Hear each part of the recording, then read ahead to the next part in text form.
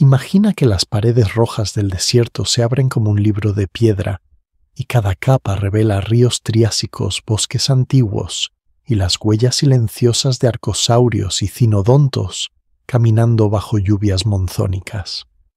Esta noche el relato desciende capa a capa por la formación Chinle y por mares tranquilos donde la vida se reconstruye después de la mayor extinción de la historia.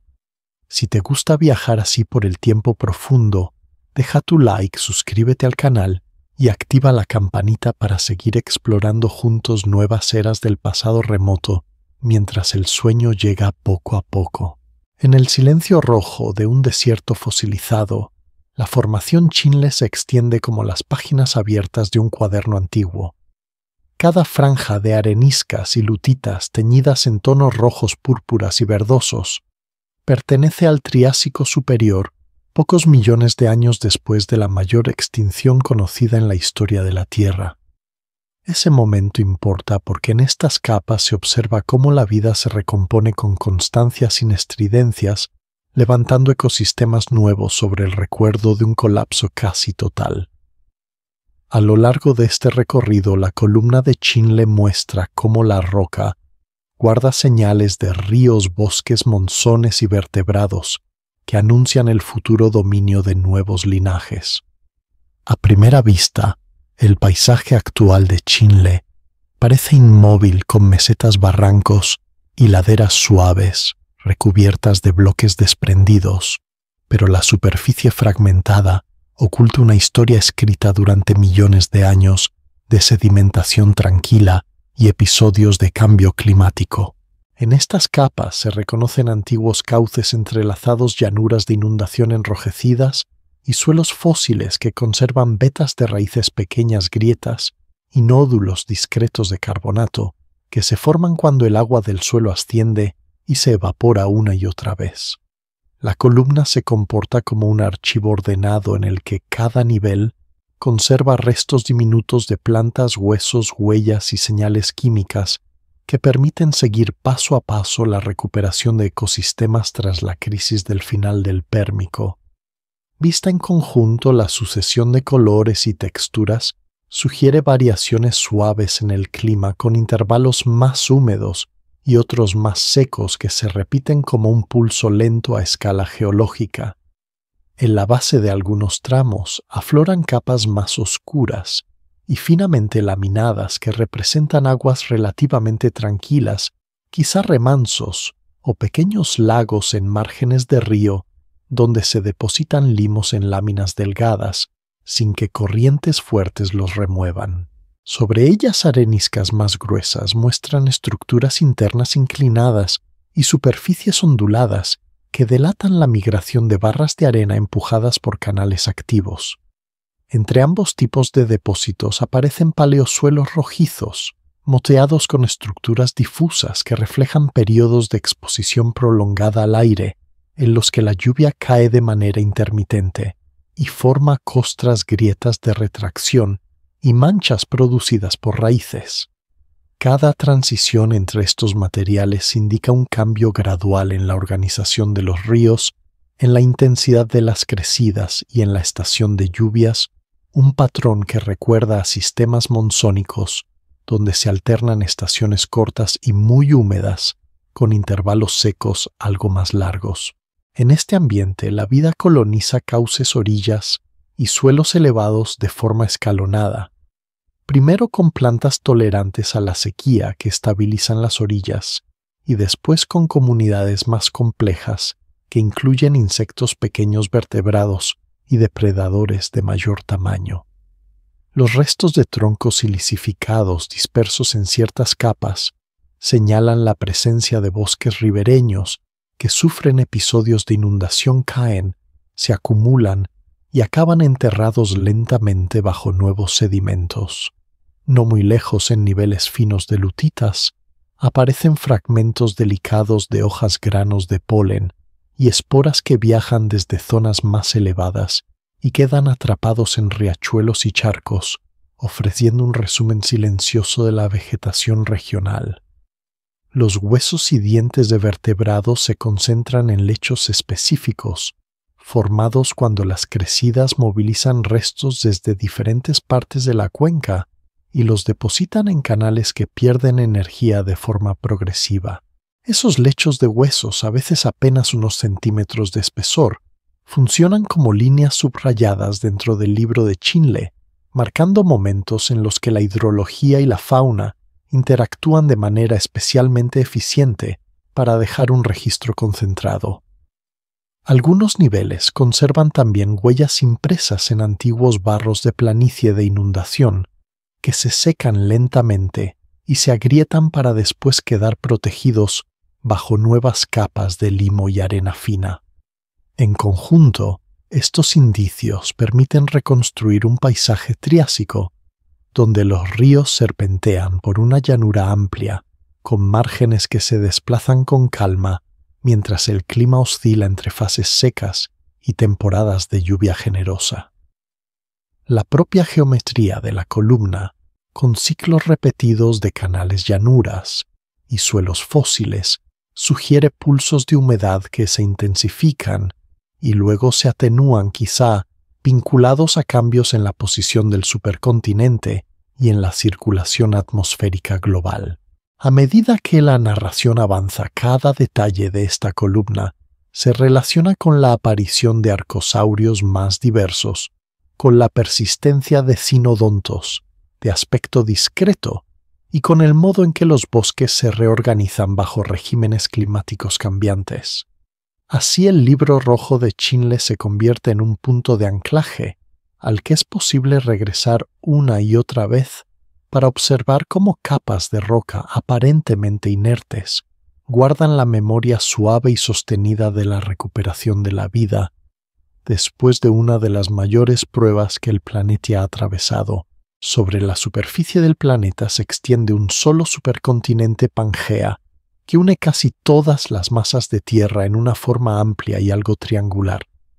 Desde una altura imaginaria, los océanos se concentran en grandes cuencas profundas a los lados, mientras el interior continental se alarga como una franja inmensa de tierras secas, sometidas a estaciones contrastadas y grandes distancias hasta la costa más cercana. Esta configuración importa porque condiciona por completo el clima triásico, la circulación de vientos y la forma en que se organizan los ecosistemas que más tarde quedarán atrapados en formaciones como Chinle. En el corazón de Pangea, lejos de cualquier mar, se desarrollan desiertos cálidos con dunas altas, superficies endurecidas por la evaporación y lagos efímeros que aparecen y desaparecen bajo cielos despejados durante gran parte del año. Hacia los márgenes, en cambio, las masas de aire cargadas de humedad procedentes del océano chocan con tierras más elevadas y generan lluvias estacionales que se concentran en unos pocos meses intensos. La Tierra vista a escala triásica late al ritmo de estos contrastes entre el interior árido y los bordes más húmedos, y ese latido se traduce en capas rojas arenisca claras, lutitas finas y paleosuelos de distintos tonos que más tarde formarán columnas estratigráficas legibles. En ciertas franjas de latitud, el patrón de lluvia se organiza en sistemas monzónicos con una estación húmeda que deposita sedimentos finos en llanuras de inundación y llena los cauces trenzados seguida por una estación seca, en la que el sol endurece y resquebraja los barros expuestos. Esta alternancia controlada por la geometría de Pangea modula la disponibilidad de agua dulce, la extensión de humedales, la densidad de los bosques y la distribución de animales que dependen de charcas, ríos y lagos temporales. En los tramos más interiores, la vegetación debe soportar periodos prolongados de estrés hídrico, de modo que predominan plantas con hojas resistentes, troncos preparados para almacenar recursos y raíces profundas que exploran suelos enrojecidos por óxidos de hierro. Más cerca de los márgenes costeros, en cambio, se desarrollan bosques algo más densos con coníferas altas y sotobosques de helechos y otras plantas que toleran suelos saturados durante parte del año, Los arcosaurios ocupan estos gradientes ambientales de forma progresiva, con linajes adaptados a riberas planicies abiertas y zonas algo más boscosas que aprovechan refugios y claros distintos, mientras los cinodontos encuentran nichos discretos en madrigueras, zonas de maleza y suelos relativamente blandos. Pangea no es solo una mancha uniforme de roca, sino un mosaico de cuencas sedimentarias donde la tectónica abre depresiones, levanta cordilleras y crea trampas donde los sedimentos se acumulan durante millones de años sin ser erosionados por completo. En esas cuencas se forman lagos grandes, marinas someras y sistemas fluviales de larga duración capaces de registrar cambios paulatinos en el nivel del mar, en la intensidad de las lluvias y en la carga de sedimentos que arrastran los ríos. La formación Chinle representa uno de estos escenarios en el margen occidental de Pangea, en lo que hoy es el suroeste de Norteamérica, donde convergen influencias de interior seco y aportes de regiones algo más húmedas. La posición de esta cuenca en el supercontinente hace que sienta con claridad las oscilaciones del clima global y los cambios en la circulación de vientos, y esas variaciones quedan codificadas en la sucesión de capas coloreadas que se observa en los barrancos actuales. Para entender la historia de arcosaurios sinodontos y otros vertebrados triásicos, resulta útil imaginar primero este lienzo general, un supercontinente que gira lentamente sobre su eje, con estaciones marcadas que no se parecen a las actuales, y con mares que bañan bordes muy lejanos entre sí. Las corrientes oceánicas periféricas ayudan a redistribuir el calor, pero el enorme tamaño de Pangea favorece contrastes térmicos entre el interior y la costa que fortalecen los vientos estacionales. Estos vientos cargan nubes hacia ciertas franjas latitudinales, descargan lluvias que alimentan ríos y al retirar la humedad dejan tras de sí cielos despejados que permiten una fuerte evaporación. Cada ciclo anual de humedad y sequía deja pequeños rastros en la sedimentación, pero al sumarse durante cientos de miles de años, esos rastros se convierten en patrones reconocibles dentro de la columna de roca. Más allá del clima, la forma de Pangea influye también en las rutas de dispersión de las faunas. Corredores terrestres permiten que ciertos grupos de arcosaurios y sinodontos se expandan a lo largo de grandes distancias, conectando cuencas que hoy se encuentran en continentes separados. Al mismo tiempo, cordilleras y áreas muy áridas actúan como barreras que fragmentan poblaciones y favorecen divergencias regionales, generando faunas características en distintos márgenes del supercontinente. La combinación de conectividad y aislamiento moderado se refleja en el registro fósil donde algunos géneros aparecen repartidos en varios continentes actuales, mientras otras formas quedan restringidas a regiones específicas. Desde la perspectiva de un observador que recorre la superficie de Pangea, la transición entre un litoral cálido y una llanura interior árida se percibe como un cambio gradual de vegetación, suelos y tipos de sedimento que cubren el terreno. Desde la perspectiva de la roca, en cambio, la historia se condensa en paquetes de areniscas lutitas y paleosuelos apilados unos sobre otros, separados ocasionalmente por superficies que marcan pausas, erosiones o cambios sutiles en el régimen climático. Al situar mentalmente la columna de Chinle dentro de este mapa amplio, el supercontinente deja de ser una abstracción y se convierte en el escenario físico donde se mueven los organismos que más adelante llenarán de huesos, huellas y restos vegetales las capas de la cuenca. Esta visión de planeta unido y extremo sirve como fondo permanente, un telón silencioso contra el que se despliegan la diversificación de los arcosaurios, la persistencia de los cinodontos y la reorganización paulatina de bosques y redes tróficas a lo largo del Triásico. En un rincón del margen occidental de Pangea, la formación Chinle aparece como una secuencia escalonada de colinas y barrancos, donde las capas se muestran al aire libre. Esa exposición continua permite imaginar la columna como una página vertical con un inicio más antiguo en la base y tramos cada vez más jóvenes hacia lo alto, formando un índice silencioso de cambios ambientales y biológicos a lo largo del Triásico superior. Para seguir la historia, la mirada recorre desde las capas más bajas dominadas por areniscas y lutitas, en tonos oscuros, hasta niveles más altos con colores rojos vivos, violetas suaves y verdes apagados, que marcan variaciones en el agua en los suelos y en la vegetación circundante. En algunos sectores, las areniscas basales muestran estructuras internas inclinadas y superficies onduladas que indican corrientes vigorosas en canales entrelazados, capaces de transportar gravas y arenas medias durante crecidas estacionales. Al intercalarse con estas areniscas lutitas más finas de colores pardos o grisáceos, reflejan momentos de menor energía, cuando el agua se remansa en márgenes de cauce charcas y pequeños lagos que se llenan con sedimentos en suspensión. Sobre estos materiales se desarrollan paleosuelos antiguos suelos, ahora convertidos en roca reconocibles por su textura moteada por la presencia de nódulos de carbonato y por estructuras verticales que corresponden a antiguos canales de raíces.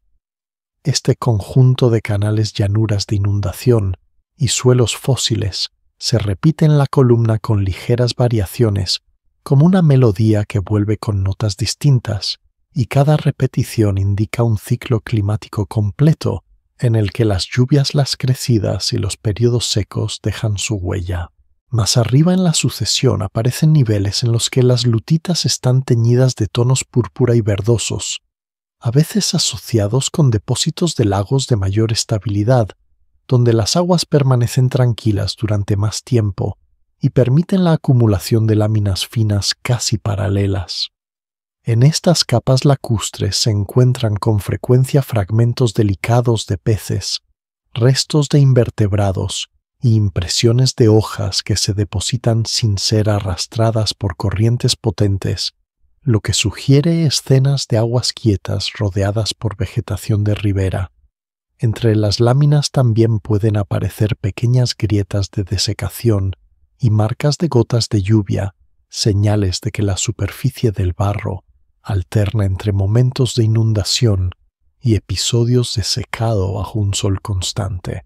Algunos niveles muestran acumulaciones localizadas de restos vegetales troncos, orientados de manera preferente, y capas con estructura caótica que indican eventos de arrastre más energético, quizá vinculados a lluvias intensas durante fases monzónicas activas. En otros tramos, las areniscas forman cuerpos más gruesos, con bases erosivas, que cortan lo depositado anteriormente, una señal clara de que el cauce principal se desplaza sobre la llanura y excava antes de rellenar de nuevo con sedimentos más jóvenes. Cada una de estas superficies erosivas actúa como un pequeño salto en la historia, pero al mismo tiempo mantiene la continuidad general de la columna, de modo que la lectura de abajo hacia arriba sigue siendo fluida. De forma constante, la columna de Chinle incorpora restos de vertebrados, desde fragmentos dispersos hasta acumulaciones más concentradas, que se alojan en determinados niveles según el tipo de ambiente que los recibe. Los huesos transportados por los ríos se concentran en barras y canales abandonados, mientras que los restos que caen sobre llanuras de inundación tienden a estar más aislados y pueden mostrar mayor acción de meteorización antes del enterramiento. No muy lejos de esos huesos, en los mismos paquetes de sedimento, aparecen también huellas impresas en barros, todavía plásticos, pistas de arcosaurios, de sinodontos y de otros reptiles que atraviesan riberas húmedas y orillas poco profundas. Cuando el barro se seca, las huellas se endurecen y con la llegada de nuevas crecidas suaves quedan cubiertas por limos y arenas finas que fijan la impresión y la guardan dentro de la columna. Así cada estrato no solo aporta información sobre el agua y los sedimentos, sino también sobre la presencia de animales y su actividad en estos paisajes triásicos. Hacia la parte superior de la sucesión, ciertos segmentos muestran cambios en el color y en el tipo de paleosuelos que sugieren un aumento de la humedad relativa y una posible intensificación de las lluvias en intervalos concretos, tal vez relacionados con pulsos climáticos más amplios. Estos cambios se perciben en el registro como paquetes de sedimentos ligeramente diferentes, con mayor proporción de lutitas finas, más evidencia de suelos bien desarrollados y una variación suave en la distribución de restos vegetales y faunísticos. La columna vista en conjunto resume en pocos centenares de metros de espesor, millones de años de ríos, que migran lagos, que aparecen y desaparecen bosques, que se expanden y se retraen según las estaciones y pulsos de clima monzónico. Cada vez que la mirada vuelve a ella, es posible detenerse en un tramo diferente y seguir un hilo concreto, sea el de los canales, el de los lagos, el de los suelos o el de los fósiles, sin perder la sensación de continuidad serena que caracteriza a este libro de piedra del Triásico superior. En la memoria de la Tierra, la gran extinción del final del Pérmico no queda atrás como un episodio cerrado, sino como una sombra larga que todavía alcanza al Triásico temprano y medio. Aunque el momento de mayor colapso ya ha pasado, los ecosistemas del Triásico se levantan sobre paisajes empobrecidos y mares que han perdido diversidad, donde muchas ramas del árbol de la vida no vuelven a aparecer. Esa herencia importa porque condiciona el tipo de organismos que logran prosperar en las cuencas que más tarde quedan registradas en formaciones como Chinle o Monte San Giorgio. En los primeros millones de años del período, las redes tróficas se reconstruyen de forma gradual, con menos competidores, menos depredadores especializados y espacios ecológicos vacíos que se rellenan lentamente con linajes capaces de soportar condiciones variables. En las rocas marinas y continentales, el registro fósil muestra una diversidad que todavía no alcanza los niveles anteriores, pero que crece con constancia como una línea suave que asciende sin sobresaltos. En ambientes marinos someros, ciertos grupos de invertebrados como moluscos y braquiópodos comienzan a recuperar abundancia mientras aparecen nuevos tipos de arrecifes, formados por organismos distintos a los del Paleozoico tardío. En tierra firme, las plantas que sobreviven ocupan rápidamente suelos desnudos y laderas recién expuestas con formas resistentes al estrés hídrico y a temperaturas contrastadas que caracterizan al interior de Pangea. Los vertebrados que llegan al Triásico lo hacen tras pasar por cuellos de botella poblacionales severos, lo que significa que muchas familias y órdenes quedan reducidos a unos pocos representantes capaces de adaptarse a un mundo distinto. Entre esos sobrevivientes se encuentran los antepasados de los arcosaurios sinápsidos, que darán lugar a cinodontos avanzados y grupos de anfibios robustos que conservan la capacidad de explotar hábitats acuáticos y semiacuáticos. El espacio dejado por tantos desaparecidos abre oportunidades para formas más generalistas, con dietas flexibles y comportamientos versátiles que pueden aprovechar presas variadas y soportar cambios en la disponibilidad de recursos. En las capas inferiores de muchas sucesiones triásicas, las asociaciones fósiles muestran conjuntos de organismos menos diversos, pero dominados por unos pocos taxones robustos, capaces de tolerar condiciones químicas del agua inestables y suelos afectados por episodios de erosión intensa. Con el paso del tiempo, la química de los océanos se estabiliza, la vegetación se densifica en ciertas regiones y los suelos desarrollan horizontes más complejos, lo que permite que nuevas formas de vida se instalen en nichos antes marginales. Desde la perspectiva de las comunidades, la sombra de la extinción se percibe en la ausencia de linajes clásicos del Paleozoico y en la aparición de ensamblajes donde organismos distintos, cumplen funciones ecológicas similares. Esta sustitución de actores se hace evidente en niveles marinos del Triásico Medio, donde reptiles marinos, peces de nuevas familias y varios invertebrados reconstruyen cadenas alimentarias sobre una base ecológica que ha cambiado de manera silenciosa. En tierra, las cuencas fluviales, que más tarde formarán unidades como Chinle, albergan faunas mixtas de sobrevivientes y recién diversificados. En ellas, grandes anfibios siguen ocupando ríos y charcas, mientras varios grupos de arcosaurios comienzan a explorar tanto suelos abiertos como márgenes de bosque. Entre los sinápsidos solo algunas ramas avanzadas persisten, y dentro de ellas los cinodontos muestran rasgos que indican mandíbulas más eficientes y quizás metabolismo elevado, una combinación que favorece actividad sostenida en entornos con cambios de temperatura marcados entre el día y la noche. La recuperación no es uniforme en todo el planeta. Ciertas regiones actúan como refugios con temperaturas más moderadas, disponibilidad de agua más estable y suelos fértiles que conservan una diversidad relativamente alta durante y después de la crisis. Desde estos refugios, especies vegetales y animales se dispersan poco a poco hacia áreas más duras, expandiendo su rango con cada generación y repoblando gradualmente paisajes antes empobrecidos. Otras zonas, en cambio, permanecen sometidas a condiciones extremas durante más tiempo y muestran comunidades sencillas dominadas por pocos taxones, lo que crea un mosaico global de recuperación a distintas velocidades. En la roca esta diferencia se traduce en estratos donde algunos tramos presentan una variedad rica de fósiles bien conservados, mientras otros contienen solo restos escasos y señales sedimentarias de estrés ambiental como evaporitas, grietas profundas o suelos muy erosionados. A medida que el Triásico avanza hacia su parte media y superior, la diversidad aumenta en muchos grupos y nuevas interacciones ecológicas se suman a redes tróficas que se van complicando.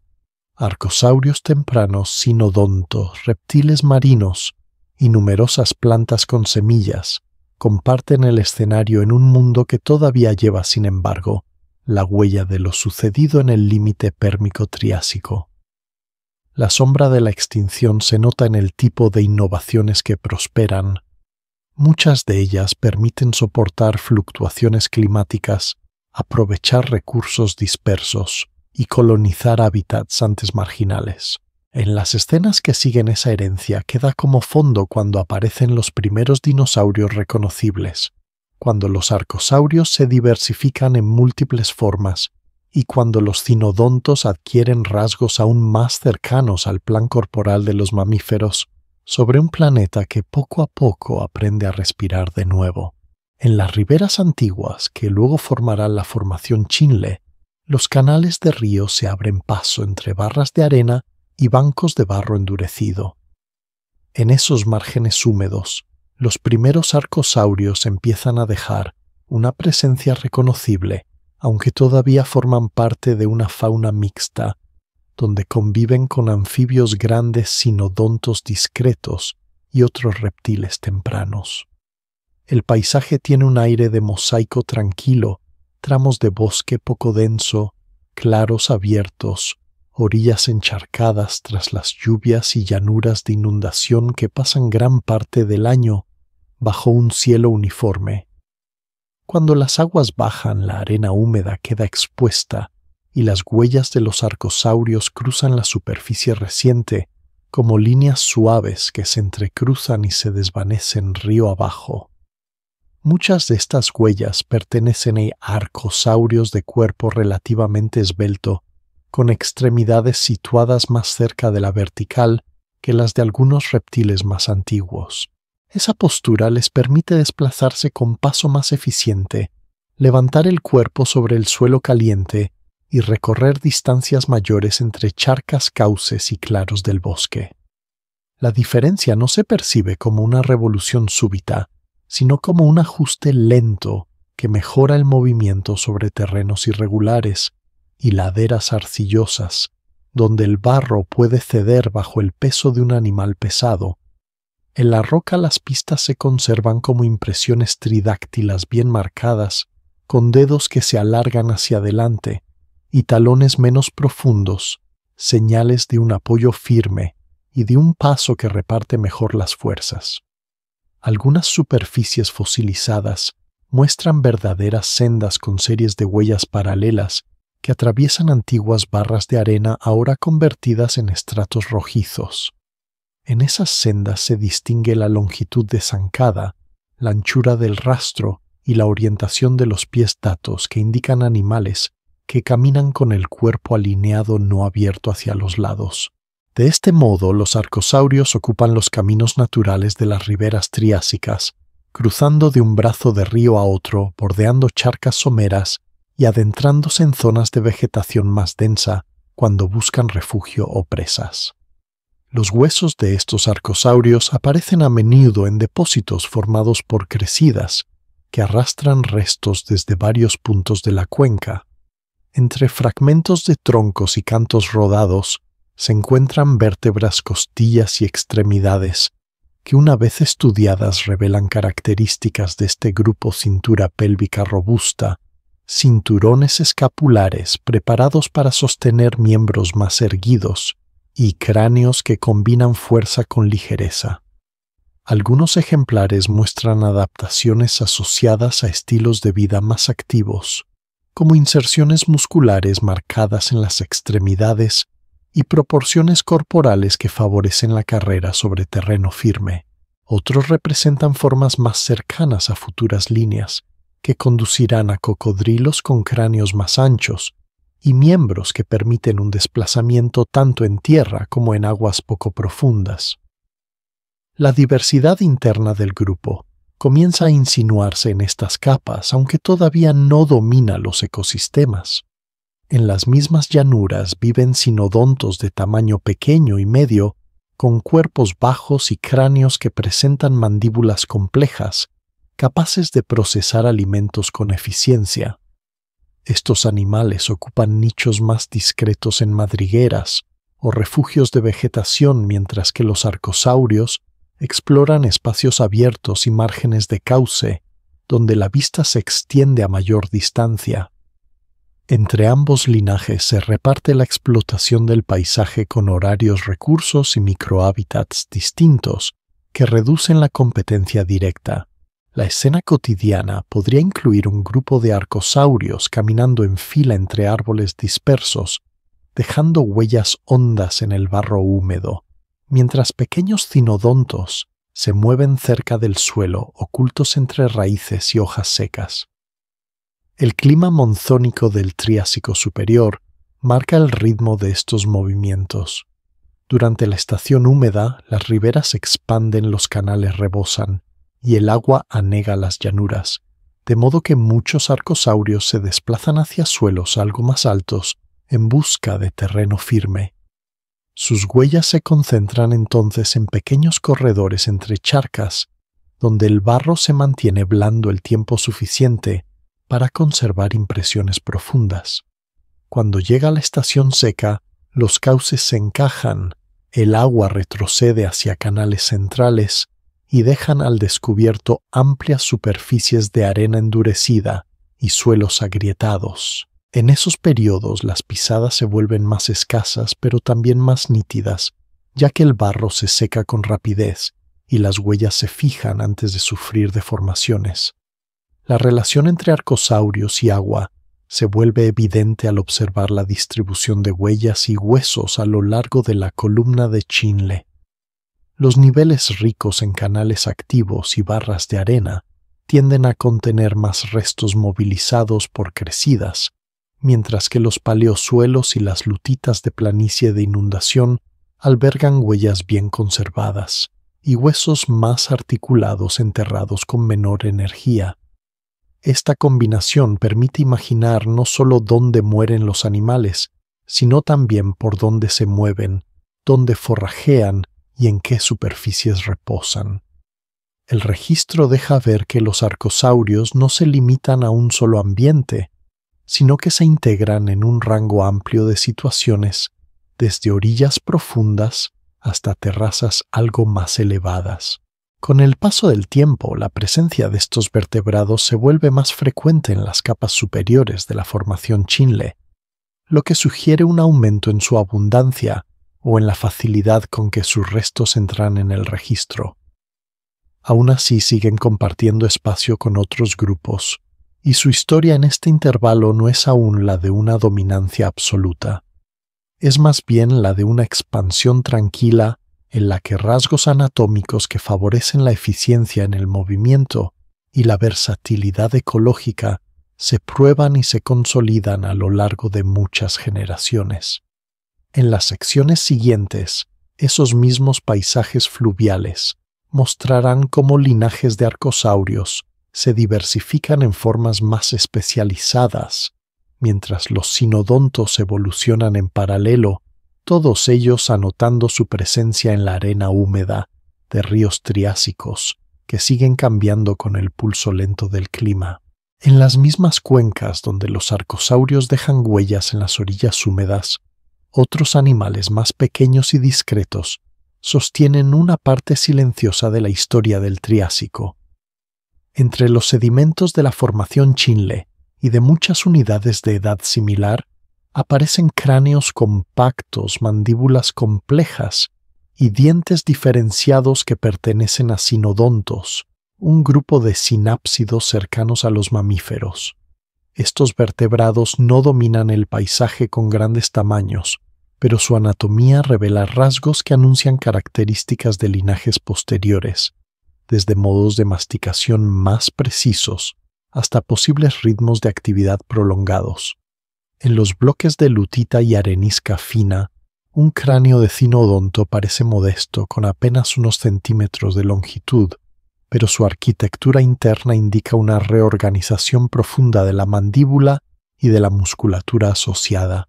A diferencia de muchos reptiles triásicos, la hilera dental de estos animales muestra incisivos caninos y molares, diferenciados adaptados a sujetar, cortar y triturar alimentos de formas diversas. Esta disposición permite dietas variadas y una alimentación eficiente capaz de extraer energía de presas pequeñas de vegetación resistente o de una mezcla de ambos recursos. La articulación de la mandíbula se apoya en huesos que en linajes posteriores se reducirán y migrarán hacia el oído medio, de modo que los sinodontos ocupan un punto de transición anatómica donde estructuras antiguas y futuras coexisten en un mismo cráneo.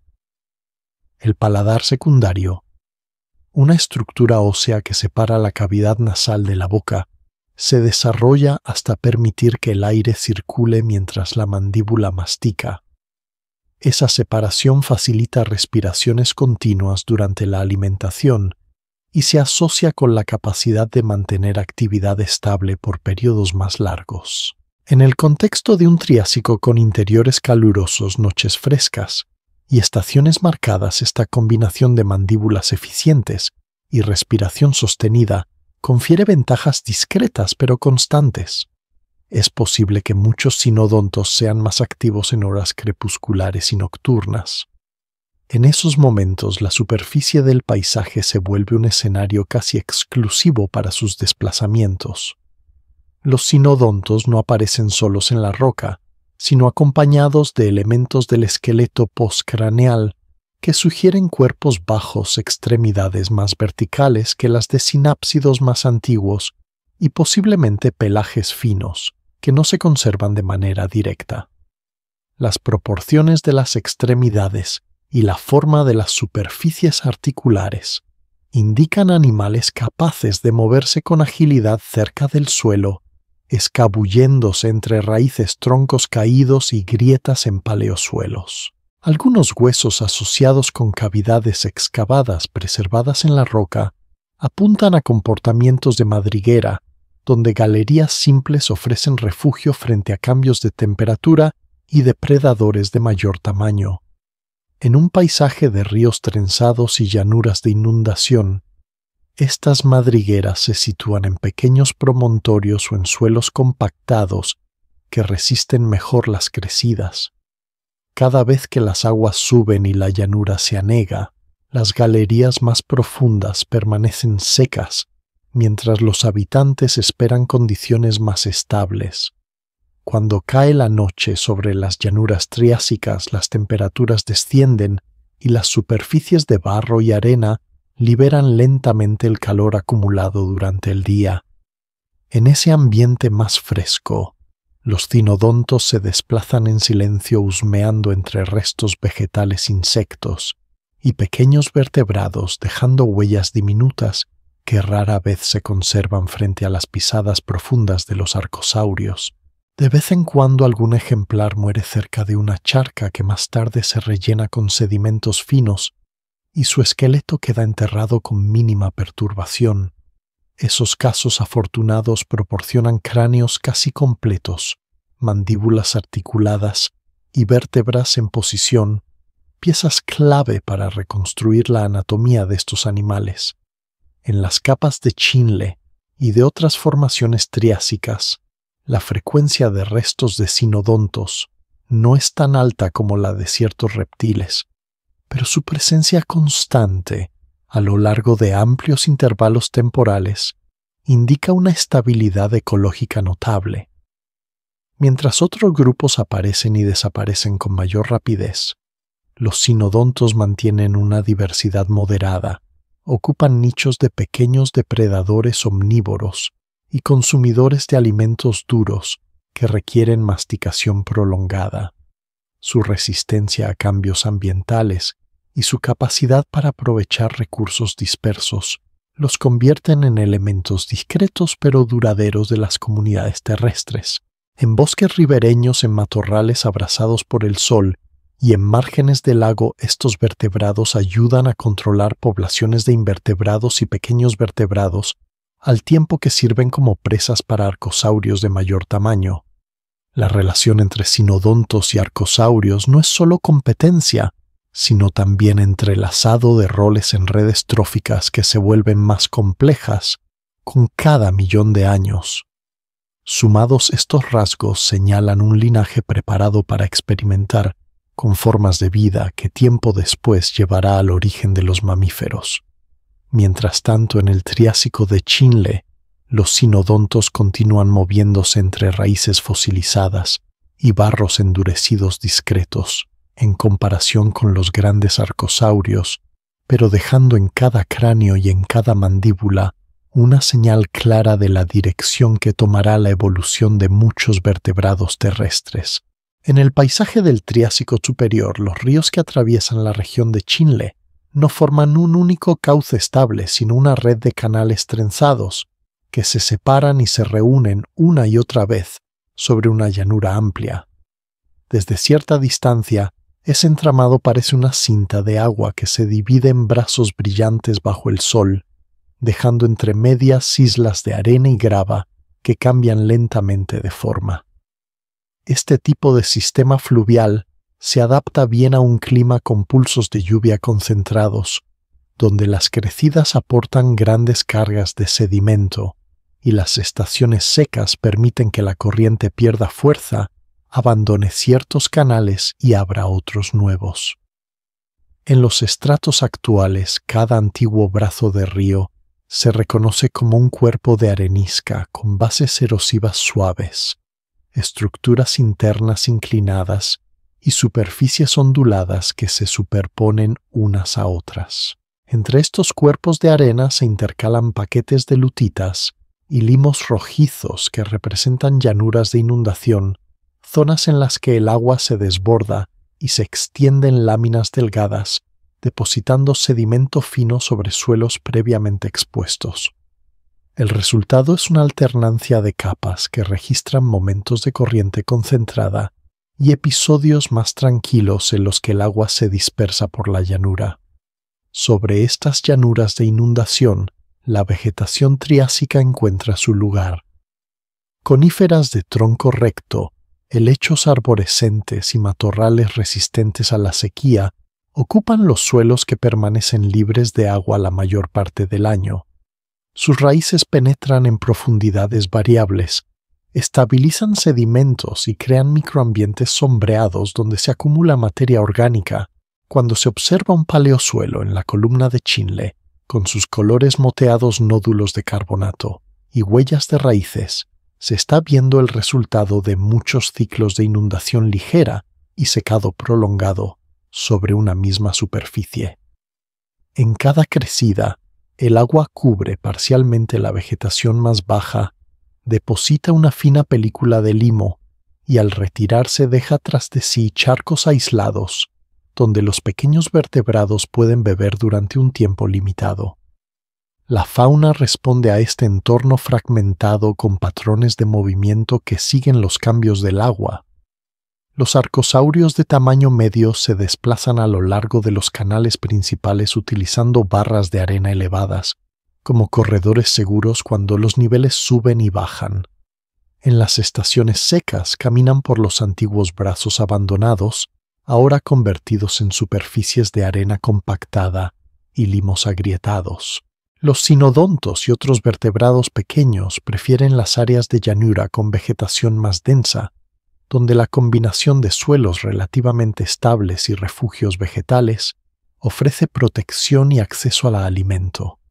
Con cada inundación, parte de la población se ve forzada a recolocarse unos pocos metros más arriba hacia suelos mejor drenados, repitiendo el ciclo una y otra vez durante miles de años.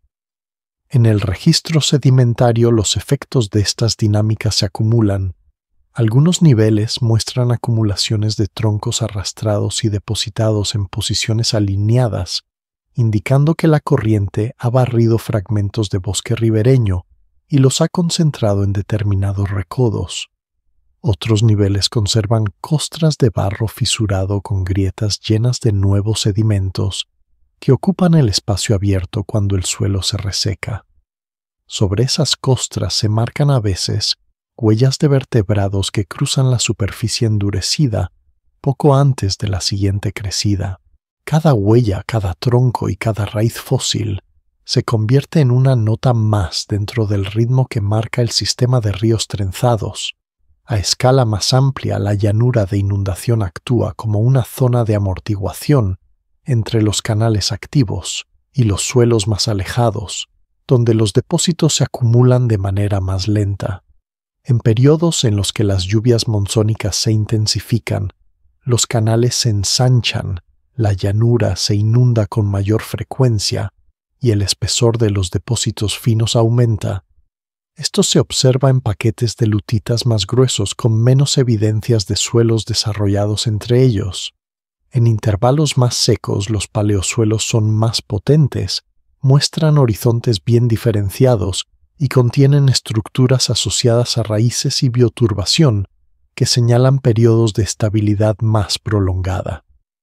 La planta entera, desde los canales más profundos hasta los suelos elevados, responde así a variaciones suaves pero persistentes en el régimen de lluvias.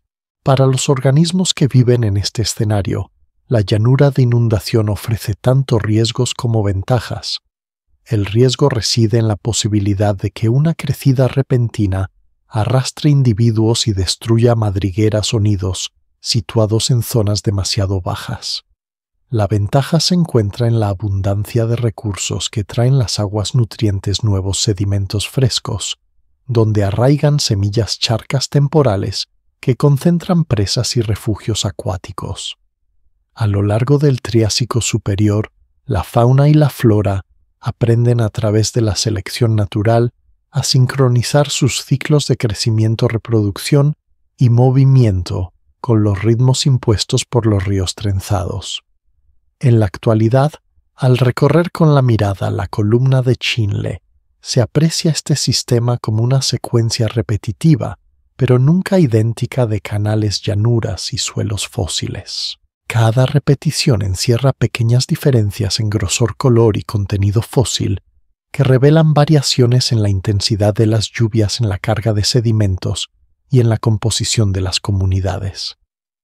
El libro rojo de Chinle, leído desde esta perspectiva, se convierte en el diario detallado de un paisaje dominado por ríos que cambian de curso con suavidad acompañados por llanuras que respiran a su compás y sostienen ecosistemas triásicos en continua reorganización. En la amplia llanura triásica no todo es cauce activo ni barras de arena secas.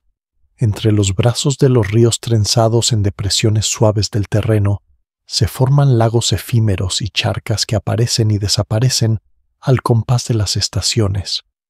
Tras las lluvias intensas de la temporada húmeda, el agua ocupa huecos bajos en la llanura, se acumula en antiguas huellas de canales abandonados y en depresiones de paleosuelos, creando superficies tranquilas que reflejan un cielo todavía cargado de nubes.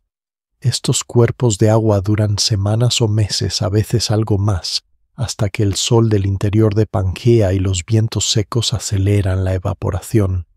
A medida que el nivel desciende, las orillas se encogen y las láminas de agua se fragmentan en charcos que concentran sedimentos, sales disueltas, restos vegetales y organismos que dependen de estos refugios temporales. En el registro rocoso, estos lagos efímeros se reconocen como capas de lutitas finamente laminadas, a menudo situadas por encima de arenas de canal o intercaladas entre paleosuelos. Las láminas muy delgadas y paralelas hablan de ambientes de agua tranquila sin corrientes fuertes que remuevan el fondo. Sobre ellas se observan a veces grietas de desecación que se abren cuando el sedimento saturado se seca y se contrae, generando polígonos irregulares que se conservan como patrones delicados en la superficie de la roca. Algunas grietas se rellenan con arena o limo procedente de la siguiente crecida, de modo que cada ciclo de llenado y vaciado queda registrado como una combinación de láminas, fisuras y rellenos de distinto color. En estos lagos temporales viven y mueren peces triásicos, invertebrados acuáticos y pequeños vertebrados que se acercan a beber en las orillas fangosas. Cuando las condiciones son tranquilas, los cuerpos que caen al fondo pueden quedar cubiertos con sedimento fino antes de ser desarticulados por completo, lo que aumenta la probabilidad de preservación. Las capas lacustres con abundancia de restos muestran esqueletos parciales, escamas sueltas, conchas frágiles y a veces hojas delicadas que flotan en la superficie antes de asentarse lentamente sobre el barro. Cada fósil se superpone a las láminas con la misma delicadeza con la que un objeto se deposita en un lago de aguas casi inmóviles. Las orillas de estos lagos efímeros marcan un verdadero límite entre ambientes. Por un lado, el agua calma alberga comunidades acuáticas que dependen de la duración de cada ciclo. Por otro, las márgenes fangosas y los suelos cercanos son zonas de paso para vertebrados terrestres que necesitan hidratarse y exploran el borde entre tierra firme y medio acuático. Arcosaurios de tamaño mediano se acercan en determinados momentos del año, dejando huellas profundas en barros saturados y compactando sedimentos que más tarde quedarán fosilizados. Cinodontos y otros pequeños vertebrados aprovechan la vegetación más densa que se desarrolla alrededor de estos puntos de agua, donde la humedad superficial favorece el crecimiento de plantas bajas, brotes tiernos y una mayor actividad de insectos. En algunas regiones, ciertos lagos se sitúan cerca de zonas que reciben aportes ocasionales de aguas con leve contenido salino, quizá por su conexión con sistemas más grandes o por la concentración de sales durante repetidos ciclos de evaporación. Esos ambientes de transición entre agua dulce y condiciones algo más salobres dan espacio a comunidades particulares de invertebrados y peces con tolerancias amplias, capaces de soportar cambios relativamente bruscos en la química del agua. En la roca, esta diversidad se refleja en asociaciones fósiles específicas y en ciertos minerales que se precipitan cuando el agua se concentra durante las fases finales de evaporación. Más hacia los márgenes de la cuenca, donde la influencia marina es más directa, las transiciones tierra-agua adoptan otra forma. Allí deltas y llanuras costeras mezclan sedimentos fluviales con influjos marinos ocasionales creando capas donde restos típicamente continentales se combinan con conchas de organismos propios de ambientes de poca profundidad. Aunque la formación Chinle representa sobre todo un sistema continental, otras unidades triásicas muestran con claridad estos gradientes y juntas permiten imaginar un panorama continuo, desde ríos interiores hasta márgenes donde el mar entra en la escena. En todos estos ambientes intermedios, la variabilidad es la norma. El nivel del agua sube y baja, las orillas avanzan y retroceden, la salinidad oscila y los suelos alternan entre saturación y sequedad. La fauna y la flora que habitan estas zonas desarrollan estrategias para aprovechar oportunidades breves de abundancia y soportar intervalos más difíciles. Algunas plantas sincronizan su crecimiento con la temporada húmeda, liberando semillas cuando el suelo está blando y rico en humedad, mientras que otras se preparan para resistir la desecación prolongada alrededor de lagos casi secos. Para los vertebrados que dejan huellas en estos márgenes, cada visita al agua implica un recorrido previsible sobre suelos blandos que registran su paso. En el registro fósil, esas visitas se transforman en superficies con huellas cruzadas, algunas parcialmente deformadas por la pisada de animales posteriores, otras preservadas en detalle bajo una fina capa de limo. En un único nivel pueden coexistir marcas de arcosaurios, impresiones de pequeños reptiles y rastros sinuosos de invertebrados que se desplazan sobre el barro. Cuando las aguas vuelven a entrar con la siguiente crecida, el paisaje se borra y el ciclo empieza de nuevo. El resultado visto en la columna de roca es una sucesión de unidades finas que combinan laminaciones lacustres, grietas, huellas y fósiles delicados. Leídas despacio, estas capas muestran cómo el Triásico organiza muchos de sus ecosistemas en torno a transiciones tierra-agua, donde la estabilidad nunca es total, pero tampoco reina el caos. Es en estos bordes cambiantes entre lago y llanura, entre humedad pasajera y sequedad prolongada, donde arcosaurios sinodontos y otros vertebrados encuentran una parte esencial de sus recursos y dejan algunas de las evidencias más detalladas de su presencia. Mientras la columna de la formación Chinle conserva ríos, lagos y llanuras de inundación continentales en otras partes del mundo Triásico, el registro se abre hacia el mar. En ciertos márgenes de antiguas cuencas oceánicas, los sedimentos guardan escenas de aguas tranquilas donde la vida se reorganiza con una claridad extraordinaria. Entre estos lugares destacan dos ventanas marinas que funcionan como auténticas fotografías del Triásico medio Luoping en el actual suroeste de China y Monte San Giorgio en la región fronteriza entre Suiza e Italia. Ambas localidades muestran cómo la recuperación tras la gran extinción no ocurre solo sobre tierra firme, sino también en mares poco profundos, donde reptiles marinos, peces e invertebrados reconstruyen ecosistemas complejos. En Luoping, los sedimentos registrados corresponden a una plataforma marina relativamente protegida, con aguas que no alcanzan grandes profundidades y reciben aportes finos de tierra cercana. Las lutitas y calizas finamente laminadas indican que la columna de agua es tranquila, con poco movimiento en el fondo y una tasa de sedimentación capaz de enterrar organismos con rapidez. Este ambiente favorece la preservación de esqueletos casi completos articulados de reptiles marinos, peces y otros animales, muchos de ellos con detalles de costillas, extremidades y colas conservados con precisión. En algunas capas los fósiles parecen dispuestos como si el tiempo se hubiera detenido en un instante concreto, con cuerpos alineados según la dirección de corrientes suaves o asentados sobre el sedimento sin apenas desplazamiento. Los invertebrados marinos como bivalvos, cefalópodos y artrópodos se encuentran mezclados con esos vertebrados formando asociaciones diversificadas que muestran distintos niveles de la cadena alimentaria. Las plantas terrestres llegan aquí en forma de fragmentos transportados por ríos que desembocan en la cuenca de manera que en ciertos niveles se observan restos vegetales finos acompañando a organismos marinos.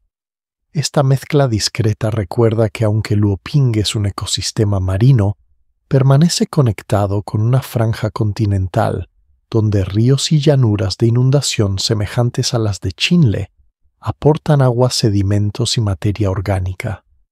En Monte San Giorgio, el escenario es similar en lo esencial pero con matices propios. Los sedimentos representan una cuenca restringida con lagunas marinas que se comunican de forma limitada con mar abierto. En esas aguas relativamente quietas se acumulan finas láminas de carbonato que guardan esqueletos de reptiles marinos de varios tamaños, peces invertebrados y rastros de actividad biológica. La preservación es tan detallada que en algunos casos se conservan estructuras delicadas como aletas, colas y partes del torso que permiten reconstruir posturas y proporciones corporales. La disposición de los fósiles y ciertos rasgos del sedimento indican que la columna de agua tiene poco oxígeno en su parte más profunda. Esa falta de oxígeno reduce la actividad de organismos carroñeros y de bacterias que degradan rápidamente los cuerpos, de modo que los restos se depositan en el fondo y se cubren con nuevos sedimentos antes de desarticularse por completo. Así, tanto en Luoping como en Monte San Giorgio, la combinación de aguas relativamente calmadas, aportes finos y condiciones de fondo pobres en oxígeno crea un entorno ideal para la formación de conjuntos fósiles excepcionales. Estas ventanas marinas muestran un Triásico en el que reptiles marinos de varias formas exploran nichos distintos. Algunos grupos desarrollan cuerpos alargados y colas potentes que favorecen la natación activa. Otros presentan cuerpos más robustos y adaptaciones para movimientos lentos pero firmes en aguas poco profundas. Peces con denticiones variadas ocupan roles de depredadores o consumidores de organismos de concha dura. Invertebrados abundantes tapizan el fondo o flotan en la columna de agua filtrando partículas en suspensión. El conjunto revela redes tróficas donde la energía fluye desde productores microscópicos hasta grandes depredadores marinos.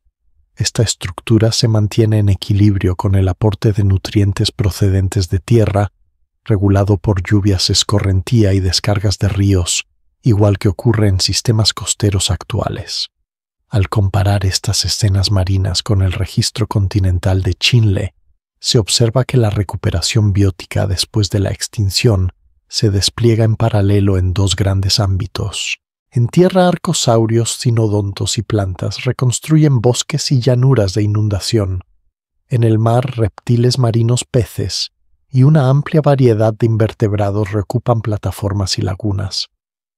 Los indicadores químicos de algunos de estos sedimentos, junto con el tipo de fósiles presentes, sugieren que cambios globales en el ciclo del carbono y en la temperatura del agua afectan por igual a ambos dominios.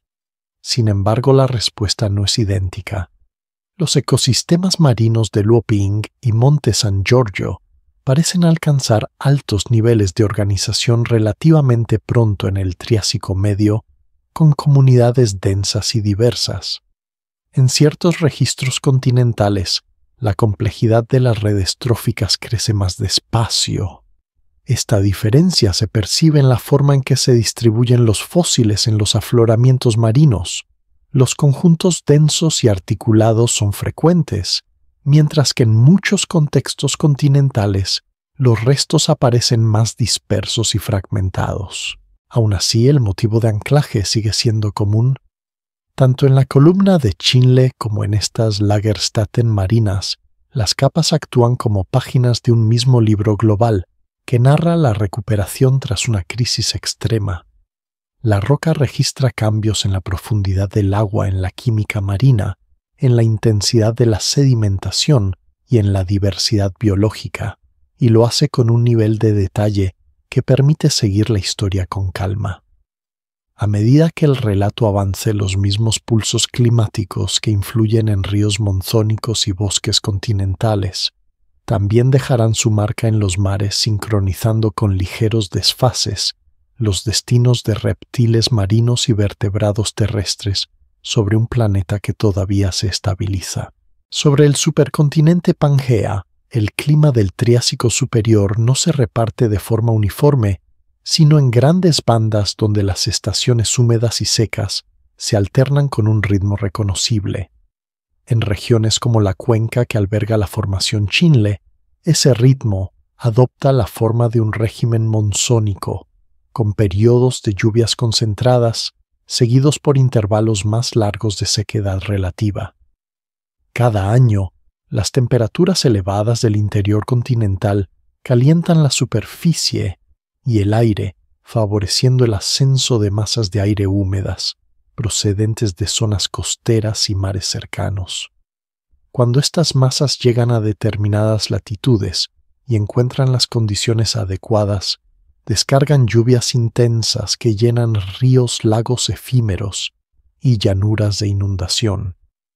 Luego, durante la estación seca, los vientos cambian, la humedad disminuye y el sol vuelve a dominar el paisaje, secando charcas, endureciendo barros y dejando que los suelos se agrieten con calma. En la columna de Chinle, ese latido climático queda registrado como una alternancia de paquetes de sedimentos que se repiten a distintas escalas. Capas de arenisca canalizada asociadas a crecidas vigorosas se suceden con lutitas finas depositadas en aguas más tranquilas durante periodos de inundación extendida. Entre estos depósitos fluviales y lacustres se intercalan paleosuelos desarrollados en fases de estabilidad cuando el nivel freático desciende y la superficie permanece expuesta el tiempo suficiente para que raíces, organismos del suelo y procesos químicos transformen el sedimento en un suelo bien estructurado. Cada uno de esos suelos fósiles representa una pausa en la sedimentación rápida, un intervalo en el que el clima permite que la superficie respire sin quedar enterrada de inmediato. A una escala más fina, algunas secuencias muestran repetición de láminas de limo y barro que podrían relacionarse con ciclos anuales o plurianuales de lluvia. Láminas ligeramente más gruesas podrían corresponder a temporadas especialmente intensas, mientras que conjuntos de láminas más delgadas indican periodos menos lluviosos. La geoquímica de ciertos niveles con variaciones suaves en proporciones de carbono o estroncio sugiere también cambios en la vegetación, en la productividad y en el intercambio de carbono entre la atmósfera, el agua y la biosfera.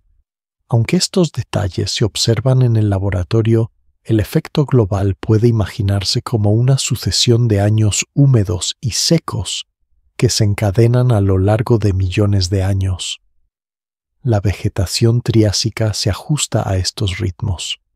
En épocas de lluvias fuertes, los bosques ribereños se expanden, aparecen brotes nuevos y las copas se vuelven más densas alrededor de ríos y lagos. Plantas con raíces profundas aprovechan la recarga de agua en el suelo, mientras que especies más oportunistas germinan, crecen y completan sus ciclos en los intervalos más favorables. Cuando llega la estación seca, parte del follaje se reduce, algunas plantas entran en reposo y solo las más resistentes mantienen actividad sostenida.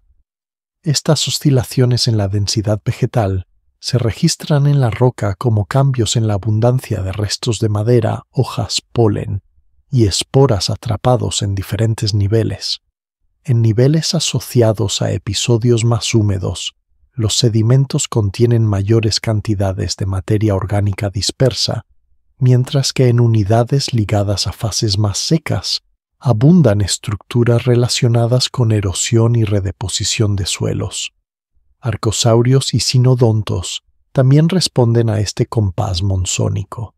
Durante la estación de lluvias, los arcosaurios encuentran abundante agua y vegetación, pero deben adaptarse a un paisaje más fragmentado por canales activos, charcas y llanuras anegadas. Muchos se concentran en terrenos algo más altos, donde el riesgo de quedar atrapados por crecidas repentinas es menor. En esos mismos periodos, las presas potenciales pueden concentrarse en zonas de borde de agua, aumentando las oportunidades de caza. Cuando la estación seca avanza, el agua se retira hacia canales más profundos y lagos persistentes, y los animales ajustan sus rutas de movimiento, siguiendo estos refugios acuáticos. Los sinodontos, con su tamaño menor y posible capacidad para excavar y refugiarse, encuentran en suelos más estables una ventaja durante los periodos secos, mientras que aprovechan la explosión de recursos en la estación húmeda para alimentarse y reproducirse. Cada ciclo anual deja escasas marcas visibles, pero la suma de muchos miles de ciclos genera patrones sedimentarios y fósiles claros.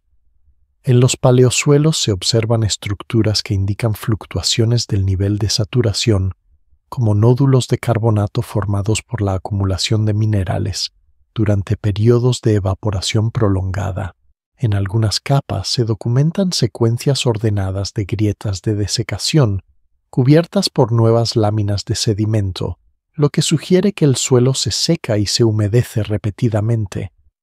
En los niveles con huellas, la dirección y la profundidad de las pisadas indican suelos blandos al inicio de la temporada húmeda y superficies más firmes cuando el barro ha comenzado a secarse.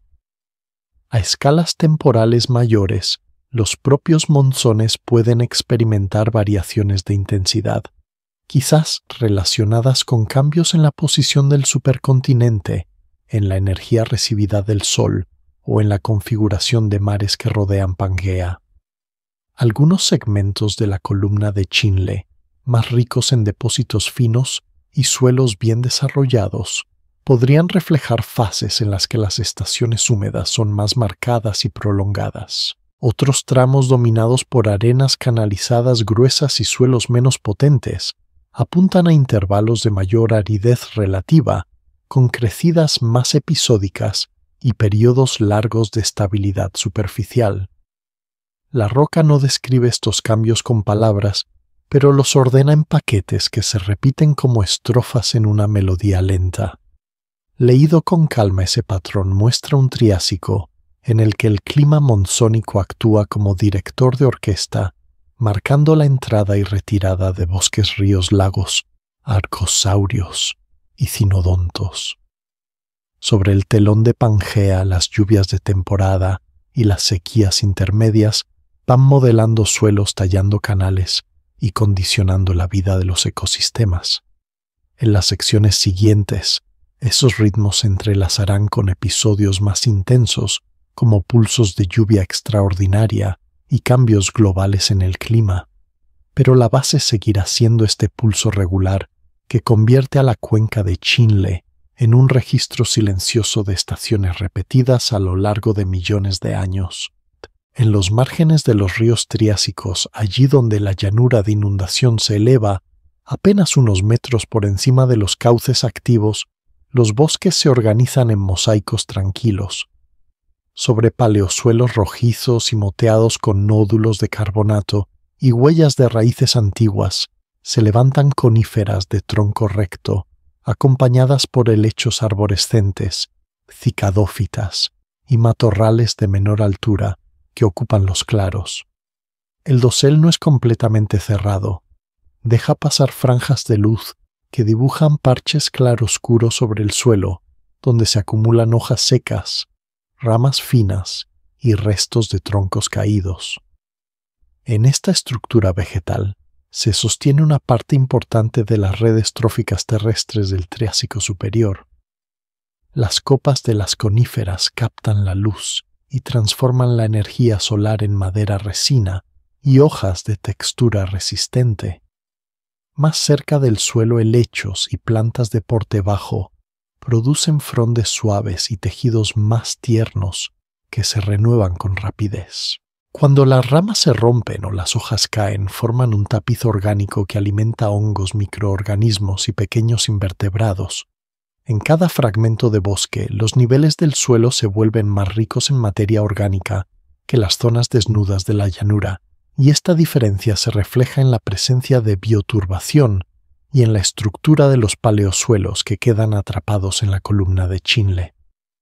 Los insectos, aunque rara vez se conservan de manera abundante, desempeñan un papel discreto pero esencial.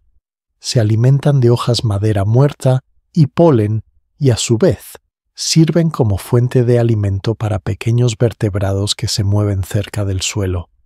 En estos bosques cinodontos de tamaño reducido, patrullan entre raíces y troncos olfateando el sustrato y explorando montones de hojas donde se esconden presas potenciales.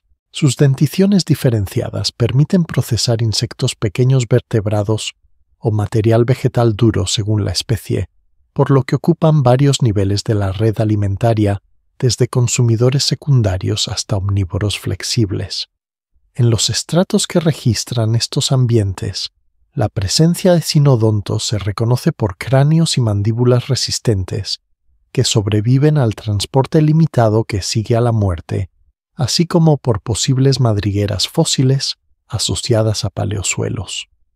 Sobre el mismo escenario, algunos arcosaurios herbívoros o de dieta mixta se alimentan de ramas bajas, brotes y hojas de plantas relativamente accesibles. Sus cuerpos más altos que los de los cinodontos alcanzan niveles intermedios del bosque y pueden derribar ramas o abrir claros al desplazarse en grupo. Las huellas de estos animales se concentran en sendas que cruzan el bosque, zonas donde el suelo se compacta y la vegetación baja se mantiene más rala. En depósitos de llanura de inundación asociados a bosques, estas sendas se reconocen como superficies de barro ligeramente hundidas, con impresiones repetidas luego cubiertas por una fina capa de sedimento durante las crecidas. Más arriba en la cadena trófica aparecen arcosaurios depredadores que recorren tanto claros como márgenes de bosque. Su presencia en el registro se manifiesta en dientes aislados, huesos dispersos y, en algunos casos, huellas con garras marcadas asociadas a superficies de barro aún blando. Estos depredadores se alimentan de herbívoros de distinto tamaño, de cinodontos de anfibios y de reptiles más pequeños que habitan charcas cercanas. La interacción entre depredadores y presas deja pocas marcas directas, pero las tasas de mortalidad que generan contribuyen a la distribución de huesos en determinados estratos. En ciertas capas de Chinle, las acumulaciones de restos óseos en ambientes de bosque y llanura indican la combinación de muerte natural, depredación y transporte limitado por agua. Los carcajes expuestos brevemente en el suelo son aprovechados por carroñeros y descomponedores, y solo cuando la sedimentación interviene con rapidez se conserva una parte del esqueleto. La vegetación también participa en el reciclaje. Las raíces penetran en suelos donde restos en descomposición liberan nutrientes, y esos nutrientes regresan al sistema mediante el crecimiento de nuevas hojas y troncos. Este ciclo de producción, caída, descomposición y absorción se repite sin interrupción, y cada vuelta deja un pequeño rastro en la composición del suelo y en la textura de las capas sedimentarias. En los paleosuelos de bosques bien desarrollados, la presencia de horizontes diferenciados con zonas más oscuras y ricas en materia orgánica sugiere que estos ciclos han actuado durante miles de años sobre una misma superficie antes de quedar sellada por un nuevo episodio de inundación. Hacia los márgenes del bosque, donde el dosel se abre y la llanura de inundación se hace más visible, las redes tróficas se mezclan con las de ambientes más abiertos. Herbívoros que se alimentan en zonas despejadas regresan a la protección parcial de los árboles durante ciertas horas del día. Pequeños vertebrados que pasan la mayor parte del tiempo en bordes de charcas se adentran en la vegetación en busca de refugio. Se forma así un gradiente continuo desde el interior del bosque hasta los cauces activos, y cada paso en ese gradiente alberga combinaciones específicas de especies. En la columna de roca, este gradiente se insinúa en cambios sutiles en el tipo de restos vegetales, en la abundancia relativa de ciertos fósiles y en la estructura de los suelos fósiles.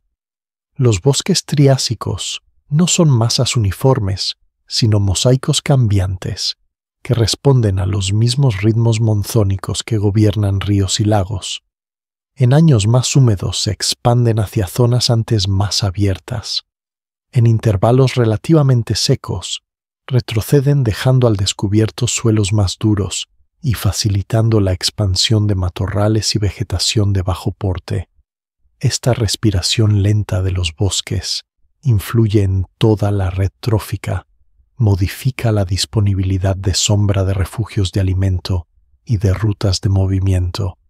Al situar las redes tróficas dentro de estos bosques sobre la columna de Chinle, el registro fósil se convierte en un mapa silencioso de flujos de energía, desde la luz que entra entre las copas, hasta los nutrientes que vuelven al suelo pasando por hojas, insectos cinodontos, arcosaurios, herbívoros y depredadores. Cada componente deja una señal tenue, pero acumulativa en las rocas. En secciones posteriores, esos mismos bosques sentirán la influencia de episodios climáticos más intensos, como pulsos de lluvia excepcional, y su respuesta quedará escrita en variaciones sutiles del grosor de las capas, en cambios de color y en la composición de fósiles que continúan narrando la vida del Triásico con un tono pausado. En algunos capítulos del Triásico superior, el ritmo de las estaciones monzónicas se ve interrumpido por pulsos climáticos más intensos que dejan una marca reconocible en las rocas. Uno de estos capítulos recibe el nombre de Episodio Pluvial Carniense y coincide en muchas regiones del mundo con un aumento prolongado de las lluvias, cambios en los patrones de sedimentación y variaciones en ciertas señales químicas. En unidades equivalentes a Chinle y en otros registros coetáneos, este episodio se insinúa como una sucesión de paquetes más gruesos de lutitas paleosuelos modificados y arenas canalizadas que reflejan una hidrología distinta durante un intervalo relativamente corto a escala geológica. El paisaje, ya acostumbrado a un monzón marcado, pasa a experimentar lluvias más frecuentes y quizá más intensas, lo que altera la forma en que los ríos transportan sedimento, la manera en que se llenan los lagos y el tipo de vegetación que prospera en las llanuras de inundación. Desde la perspectiva de la cuenca, el episodio pluvial carniense se manifiesta en una expansión de zonas encharcadas y de cuerpos de agua de mayor duración. Las llanuras de inundación reciben capas adicionales de limo y arcilla, y algunos paleosuelos se desarrollan sobre sedimentos más finos y ricos en materia orgánica, señal de que la vegetación se densifica y que el suelo permanece húmedo durante más tiempo. En la columna estas transformaciones aparecen como tramos en los que el color de las lutitas se intensifica, los horizontes de suelo fósil se hacen más complejos y ciertos indicadores de oxidación y reducción alternan a distancias cortas, reflejando suelos con fluctuaciones frecuentes en el contenido de agua. A escala global, el episodio coincide con desviaciones en proporciones de isótopos de carbono que apuntan a cambios en el ciclo de este elemento, quizá relacionados con emisiones volcánicas aumentadas y con una respuesta de la biosfera que modifica la distribución de carbono entre atmósfera, océanos y biomasa. Aunque estos datos se interpretan en laboratorios modernos, su efecto en el paisaje triásico puede imaginarse como un periodo en el que el aire contiene más vapor de agua, las nubes se forman con mayor facilidad y las lluvias alcanzan zonas que antes quedaban en el límite de los monzones. En bosques y matorrales la vegetación responde a esta nueva disponibilidad de agua. Las coníferas y otras plantas con semillas encuentran condiciones favorables para expandir su rango, elevar su densidad y colonizar suelos que hasta entonces permanecían demasiado secos la mayor parte del año. Las llanuras ribereñas se llenan de brotes jóvenes, mientras una parte de la flora padece las consecuencias de suelos saturados más frecuentes, lo que provoca reemplazos discretos de unas especies por otras mejor adaptadas a condiciones más húmedas. Los animales también perciben estos cambios. Arcosaurios herbívoros encuentran más alimento disponible durante una fracción mayor del año, lo que podría favorecer incrementos en tamaño corporal o en el número de individuos en ciertas poblaciones. Los sinodontos adaptados a explotar recursos variados y a utilizar madrigueras como refugio mantienen su presencia, pero pueden ajustar sus patrones de actividad a paisajes donde las zonas encharcadas son más amplias y frecuentes. En las cuencas, la intensificación de las lluvias implica también un aumento en la erosión de laderas y en el transporte de sedimentos desde áreas elevadas. Esto se traduce en depósitos más gruesos de arenas y gravas en ciertos niveles, así como en una mayor proporción de material fino en otros, dependiendo de la estructura de la red fluvial local. Los lagos más duraderos en este intervalo acumulan secuencias más largas de laminaciones finas, capaces de conservar capa a capa variaciones sutiles en la carga de sedimentos y en la productividad biológica.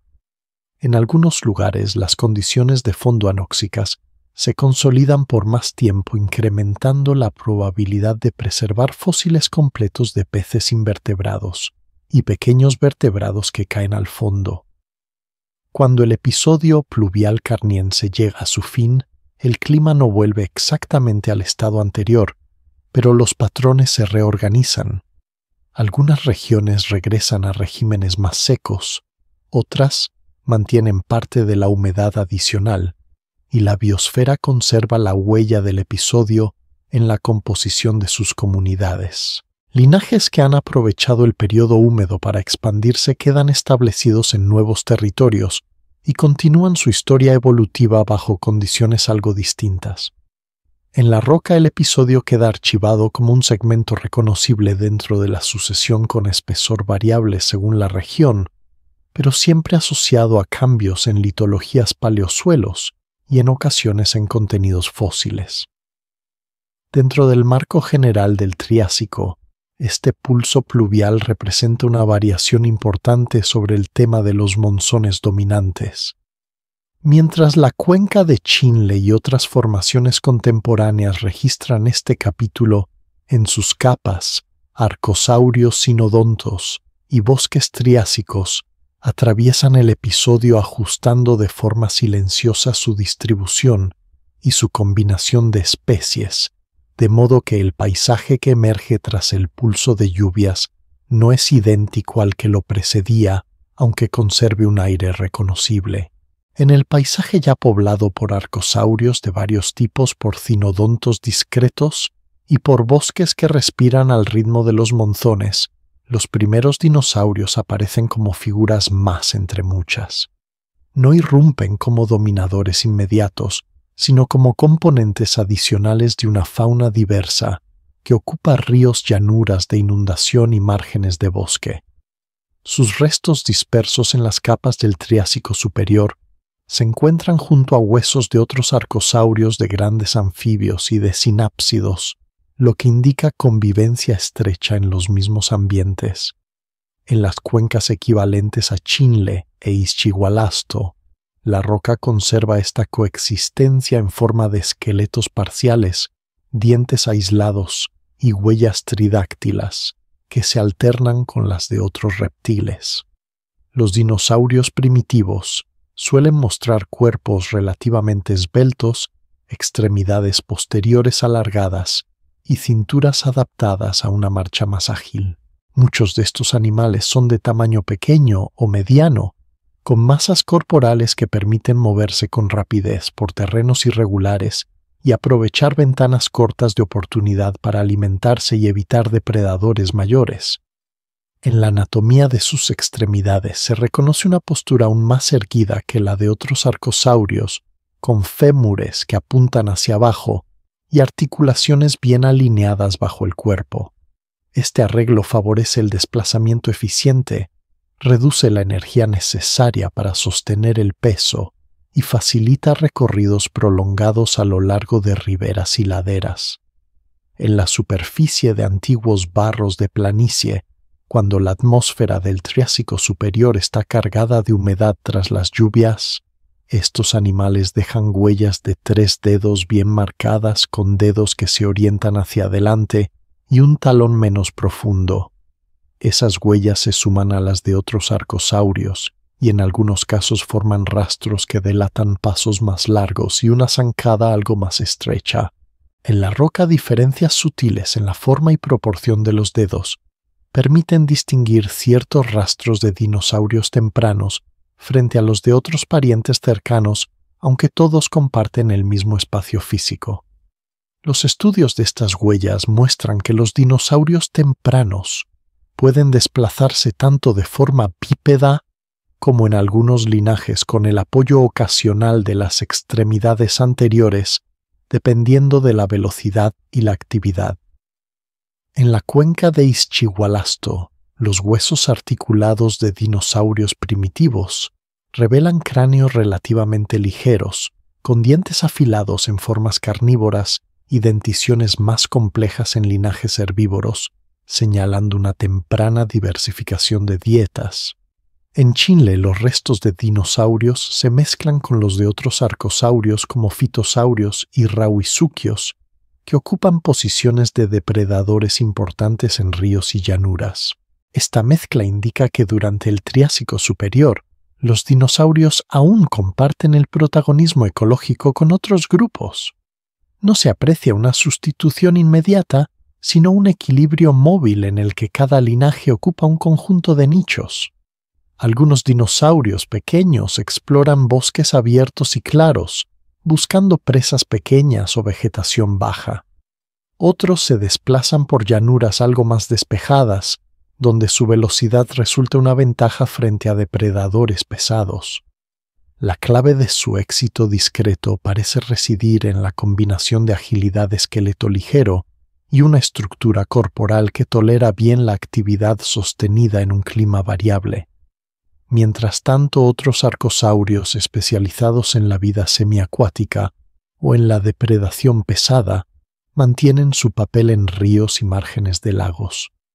Los grandes anfibios siguen ocupando charcas profundas y canales inmóviles, y los cinodontos continúan explotando nichos de pequeño tamaño, muchos en madrigueras y microhábitats del bosque. La red trófica se vuelve así más compleja con dinosaurios tempranos insertados entre capas de interacciones preexistentes. En determinados niveles de las formaciones triásicas, la frecuencia de restos de dinosaurios aumenta con el tiempo, aunque los números siguen siendo modestos en comparación con la abundancia de otros arcosaurios. De capa en capa se observa un cambio gradual en la composición de las faunas, con ciertos grupos no dinosaurianos que pierden diversidad, mientras algunos linajes de dinosaurios muestran una presencia más sostenida.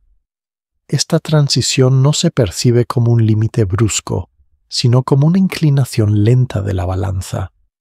En muchos sentidos, el ascenso de los dinosaurios en el Triásico superior recuerda un proceso de ensayo prolongado.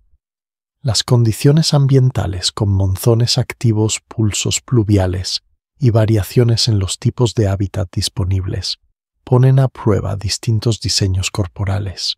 La postura erguida, la cola que actúa como contrapeso a la musculatura de las extremidades, y la organización de las cinturas se combinan para producir un tipo de locomoción muy eficaz que se adaptará bien a paisajes aún más variados en el Jurásico.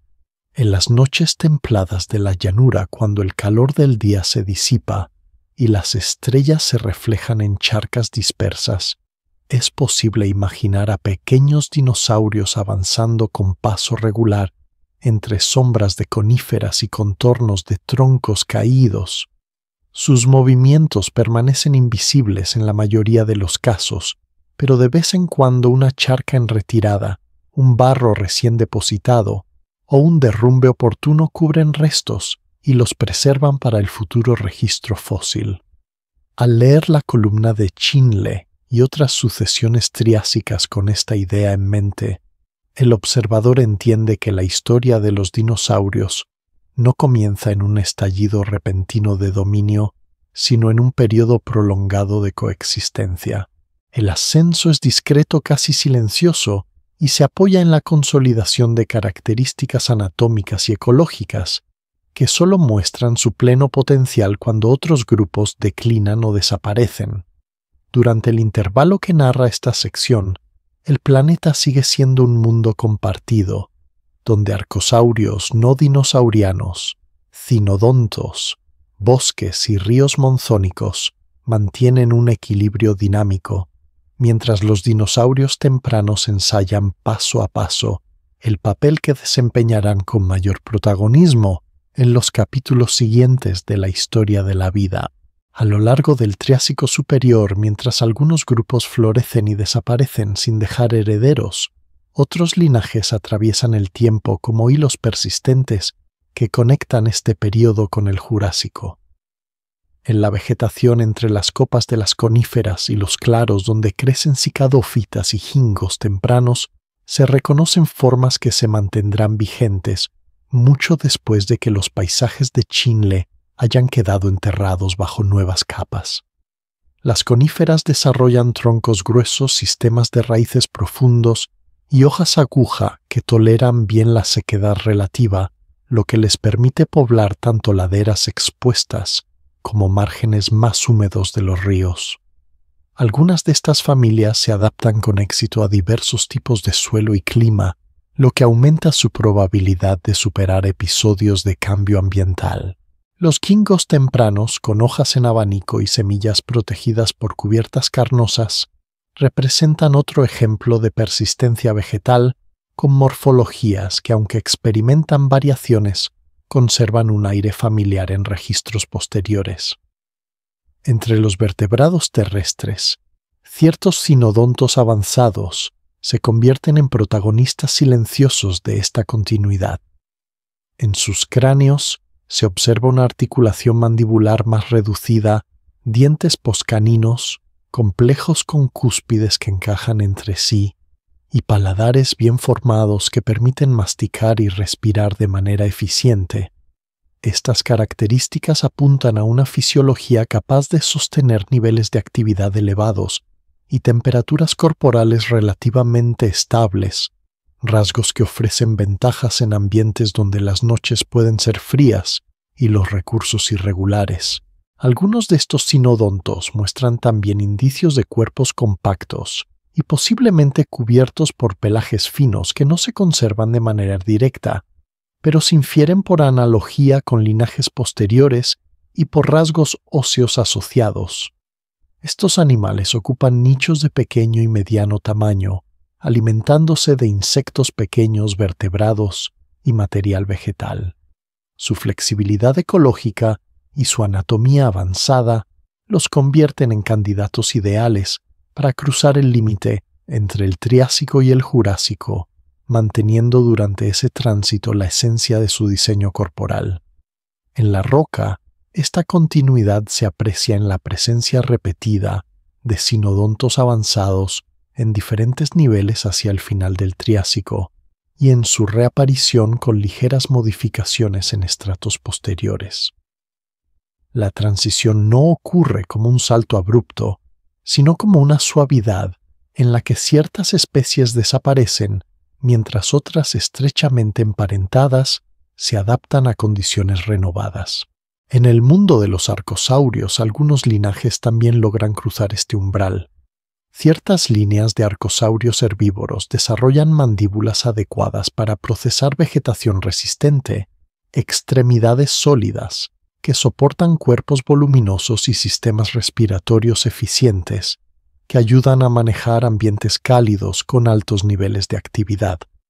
Aunque muchos arcosaurios no dinosaurianos pierden diversidad hacia el final del Triásico, algunos grupos se prolongan algo más allá del límite, sobre todo en regiones donde las condiciones ambientales son menos severas. Entre los dinosaurios, varios linajes tempranos que han ganado terreno durante el Triásico Superior mantienen su presencia cuando cambian los paisajes y los patrones climáticos. Pequeños dinosaurios carnívoros esbeltos y herbívoros, de tamaño moderado, adaptados a moverse rápidamente y a aprovechar recursos dispersos, se encuentran a ambos lados del límite Triásico-Jurásico. Su éxito parece residir en la combinación de dieta adaptativa, locomoción eficiente y capacidad para ocupar hábitats variados desde bosques abiertos hasta llanuras más expuestas. En ambientes marinos, algunos grupos de reptiles, peces e invertebrados también cruzan esta frontera temporal. En cuencas semejantes a Luoping y Monte San Giorgio, ciertas líneas de reptiles marinos desarrollan rasgos que les permiten tolerar cambios en el nivel del mar, en la estructura de las plataformas y en la temperatura del agua. Peces con denticiones versátiles continúan explotando recursos similares, incluso cuando la composición de las comunidades circundantes varía. Entre los invertebrados, algunos moluscos y otros grupos con conchas resistentes mantienen patrones de vida que se ajustan bien a distintas combinaciones de temperatura, salinidad y profundidad. Todos estos linajes que atraviesan el Triásico tienen en común una cierta resiliencia. No se trata solo de resistencia pasiva, sino de capacidad de ajuste. Rasgos como dietas flexibles, reproducción eficiente, estructuras corporales versátiles y tolerancia a amplios rangos de temperatura y humedad favorecen su continuidad. En las rocas, esta resiliencia no se ve como una etiqueta, sino como la repetición de formas y estructuras en estratos separados por episodios de cambio. Al contemplar la columna de Chinle con esta perspectiva, algunas capas dejan de parecer unidades aisladas y se convierten en puntos de un mismo hilo evolutivo. Restos de coníferas, gingos, sinodontos avanzados y dinosaurios primitivos se distribuyen a lo largo de la sucesión como marcas discretas de linajes que no se interrumpen en el límite del Triásico. Estos fósiles no anuncian todavía las formas plenamente jurásicas, pero sí muestran el germen de estructuras que se consolidarán más adelante. En cierto modo, el Triásico tardío actúa como un taller prolongado, donde se prueban combinaciones de caracteres que resultan estables en un rango amplio de condiciones. Las líneas que superan esa fase experimental continúan hacia el Jurásico, mientras otras igualmente complejas se detienen en estas capas y no vuelven a aparecer. En la calma que propone este relato, el oyente puede imaginar ese paso como una transición lenta. Los bosques siguen respirando los ríos monzónicos, continúan su ciclo de crecidas y estiajes, y en medio de este ritmo, algunos linajes casi sin hacer ruido atraviesan el límite temporal y dejan su firma tanto en las rocas triásicas como en las jurásicas. En el silencio actual del desierto donde aflora la formación Chinle, las paredes de roca roja se elevan como páginas gruesas de un libro antiguo abiertas a la vista. Cada franja de arenisca, lutita y paleosuelo representa un intervalo del Triásico superior, un tramo de tiempo en el que ríos trenzados, bosques monzónicos, lagos efímeros y faunas diversas ocupan la cuenca y dejan señales precisas en el sedimento. Después de recorrer este relato, la columna ya no parece una simple alternancia de colores y texturas, sino un índice ordenado de procesos que abarcan desde la lenta recuperación tras la extinción pérmico-triásica hasta el ascenso discreto de los dinosaurios y la consolidación de linajes que cruzan hacia el Jurásico. Vista de abajo arriba, la sucesión recoge primero el eco de un planeta que aún sale de la sombra de la gran crisis, con ecosistemas simplificados y comunidades que se reconstruyen sobre paisajes empobrecidos. Con el tiempo, los depósitos registran la expansión de arcosaurios en los canales y márgenes de los ríos, la persistencia de cinodontos en madrigueras y microhábitats del bosque, y la reorganización de redes tróficas que se vuelven poco a poco más complejas. Las capas de arenisca con estructuras internas inclinadas hablan de cauces que migran y se dividen, mientras las lutitas laminadas conservan aguas tranquilas en lagos y remansos. Entre ambos, los paleosuelos guardan la huella de bosques que suben y bajan en densidad al compás de monzones que repiten año tras año una secuencia de lluvias intensas y sequedad relativa. Más arriba en la columna, ciertos paquetes de sedimentos reflejan variaciones en la intensidad de esos monzones y episodios, como el pulso pluvial carniense, que expanden zonas encharcadas y reorganizan discretamente la vegetación de la cuenca. Los registros geoquímicos asociados junto con cambios en la composición de las faunas sugieren que estos pulsos forman parte de un contexto más amplio en el que el ciclo del carbono y la actividad volcánica global modulan el clima. Al mismo tiempo, otras partes del mundo Triásico conservan en formaciones marinas como Luoping y Monte San Giorgio escenas de plataformas y lagunas donde reptiles marinos, peces e invertebrados reconstruyen ecosistemas igualmente complejos. Tierra y mar responden de forma distinta a las mismas fuerzas globales, pero ambos ámbitos convergen en una conclusión común: la biosfera encuentra caminos de recuperación y diversificación después de la mayor crisis conocida. En Chinle, cada nivel con restos de arcosaurios sinodontos y primeros dinosaurios se inscribe dentro de este marco global. Los arcosaurios ocupan gradualmente riberas llanuras de inundación y zonas boscosas, dejando huellas profundas en barros húmedos y esqueletos que se acumulan en lechos de huesos formados por crecidas. Los cinodontos persisten en su papel de pequeños y medianos consumidores con mandíbulas complejas y posiblemente pelajes finos adaptados a ciclos de actividad prolongados y a la vida en madrigueras. Los dinosaurios tempranos esbeltos y ágiles aparecen primero como componentes más de la fauna, pero su anatomía indica un potencial que se desplegará plenamente en épocas posteriores. Junto a ellos, linajes vegetales como coníferas y gingos temprano se enraizan en suelos rojizos, resisten episodios de aridez y pulsos de humedad aumentada y establecen patrones de bosque que servirán de base a ecosistemas futuros. Hacia la parte alta de la columna, la combinación de estas tendencias construye un paisaje en el que la diversidad y la complejidad han crecido de manera sostenida respecto al inicio del período. La extinción pérmica ya no se percibe como una herida abierta, sino como un recuerdo lejano inscrito en la composición de las faunas y en la ausencia de linajes desaparecidos. En su lugar, el protagonismo recae en grupos que han demostrado resiliencia y capacidad de ajuste a climas monzónicos, a pulsos pluviales y a variaciones en la disponibilidad de hábitats.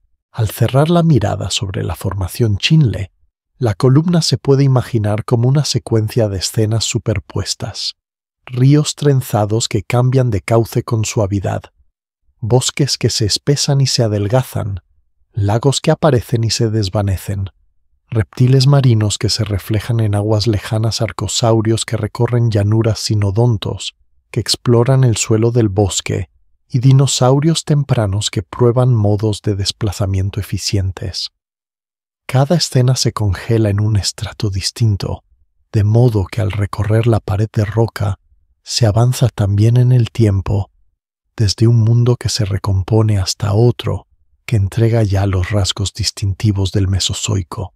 En las secciones que cierran este relato, ese libro rojo queda como motivo de anclaje un volumen mineral que página a página muestra cómo la Tierra ha sido capaz de recuperar su diversidad y reorganizar sus ecosistemas después de una crisis profunda, utilizando ríos, bosques, lagos y mares como escenarios de una misma historia lenta y continua.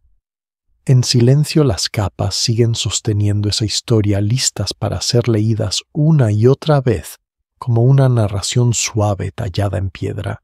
En la penumbra tranquila del Triásico, el libro rojo de Chinle queda ahora cerrado, pero su presencia sigue acompañando la imaginación. Las capas de arenisca y lutita que antes se recorrían como páginas abiertas se convierten en un fondo suave donde todavía se adivinan ríos trenzados, lagos efímeros y bosques monzónicos respirando con calma. Las huellas de arcosaurios y dinosaurios tempranos se desdibujan, no porque desaparezcan, sino porque se integran en una imagen más amplia en la que todo movimiento se ralentiza hasta parecer inmóvil. Los paleosuelos rojizos con raíces fósiles y pequeños nódulos de carbonato se confunden con la idea de un suelo estable casi eterno que sostiene sin esfuerzo el peso del tiempo. Las laminaciones finas de antiguos lagos antes cargadas de significados sutiles sobre estaciones y ciclos se dejan ver ahora como líneas delicadas parecidas a las de un cuaderno donde ya no hacen falta nuevas anotaciones. Es fácil imaginar que sobre esa superficie antigua el aire se vuelve más denso y templado y que el sonido constante del agua se aleja poco a poco hasta quedar como un murmullo casi imperceptible. Los bosques triásicos con sus coníferas altas y sus claros salpicados de helechos se funden en una única masa de verde apagado, mecida por vientos lentos que ya no traen cambios bruscos, sino una sensación continua de equilibrio. Los cinodontos, los grandes anfibios, los reptiles marinos lejanos y los primeros dinosaurios se transforman en figuras suaves más cercanas a sombras que a cuerpos concretos, deslizándose sin prisa por un paisaje que solo existe ya como recuerdo. Todo el registro desde los primeros signos de recuperación tras la gran extinción hasta los hilos de vida que cruzan hacia el Jurásico se comprime en una línea tranquila que acompaña el ritmo de la respiración. Al dejar atrás este recorrido, la columna de Chinle y las demás formaciones triásicas quedan como una presencia discreta lista para regresar a la memoria cuando se desee, pero también dispuesta a quedarse en silencio como una melodía lenta que se apaga sin sobresaltos y permite al cuerpo aflojarse, al pensamiento espaciarse y al sueño acercarse con suavidad.